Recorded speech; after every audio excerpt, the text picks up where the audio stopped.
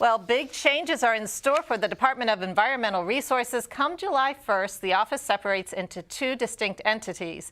And here to tell us about the future goals of the department is Adam Ortiz, who was recently confirmed as director. And congratulations. Thanks for having me back. Well, first off, tell us a little briefly about this split up. And tomorrow we're going to be actually talking about the other side of it, but tell us what transpired. Sure, Patty. Well, again, great to be here. One of the criticisms that our agency has is that we're just doing too many things. We were established in 1972 to really carry forward the Clean Air Act, Clean Water Act, and all the environmental legislation that was passed at the federal level at that time. But over time, we've been kind of a Frankenstein agency. We take bits and pieces of all sorts of programs, and we appreciate the responsibility, but it's been too much. So in addition to our environmental mission, we've also been in charge of building permits, and that's everything from a front porch to a roller coaster at Six Flags. We're in charge of inspecting those buildings. We're in charge of taxi cabs. We're in charge of towing. We're in charge of animals.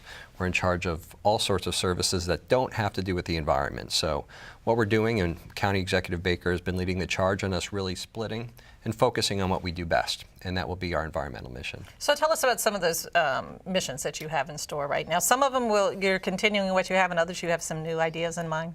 Yeah. Well, some of the things that we're carrying forward are programs that we've had for a long time. We've got to clean up our rivers. The Anacostia River and Patuxent River and Potomac are very highly impaired. A lot of pollution running right through our neighborhoods. So that's our primary focus, is getting those rivers clean. We're also in charge of picking up your trash and your recycling. And residents have stepped up. We have almost a 50% recycling rate in the county, which is excellent. So we're going to be partnering with communities to get that rate up even more, to make sure that we get as much of this material recycled and get more money back here into the county. But we're also looking into new areas. We have an animal management function that we carry out, but we're looking to really expand that and get more partnership from communities on adoptions. But sustainability is an area where there's been a lot of progress in the last decade or so. So we want to get into new areas like energy generation, for example. The county owns hundreds and hundreds of acres. Some of them are undeveloped. So we're looking at ways that we can generate energy from those parcels of land and from those rooftops. You're talking solar energy? Yeah, we're looking at solar energy. We're looking at geothermal, which is drilling into the ground and capturing the energy that's a few dozen feet below the Earth's crust. So there's a lot of opportunity to help us get more sustainable, more responsible, and save money for taxpayers. And tell us a little bit about one of the things you did when you were mayor of Edmonston was the street. You made a green street and you had rain gardens put in. So tell us about a movement to do that.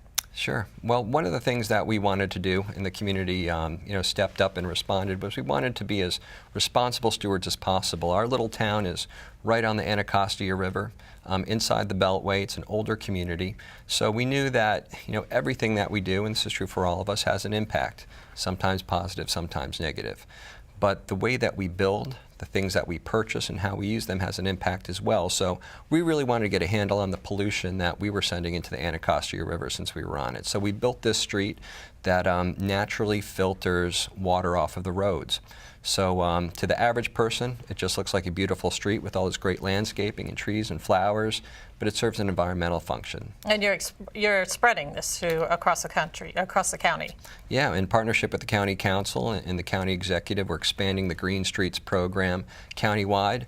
Councilman Olson and others have been champions of complete green streets, which is something that we did in Edmonston as well, that every part of the street is sustainable. So that's the street lights up top, that they're LED, they're highly efficient, but also that we're looking to procure and power those lights through sustainable sources of energy like wind power or solar. We're just about out of time, but tell us briefly about your social media, your public outreach you're trying to do. Well, we're the government, but we're only the government, Patty. We can't do it alone. The only way we're going to succeed in restoring our environment and being the best stewards we can is with partnership with the 840,000 residents that we have, the homeowners associations, the towns and cities. So we've been working really hard through our social media and our community outreach to engage and empower our communities to work together. So if people want more information, how to get involved, do you have a particular website or Facebook? What are you on now? All of the above. Come see us on Facebook, come visit the website, or call 311. We're happy to plug you in. And this would be Prince George's County Department of Environmental Resources. That's right. All right. Thank you so much for joining us. Thanks, Patty. And tomorrow we'll hear from the new Department of Permitting, Inspection, and Enforcement.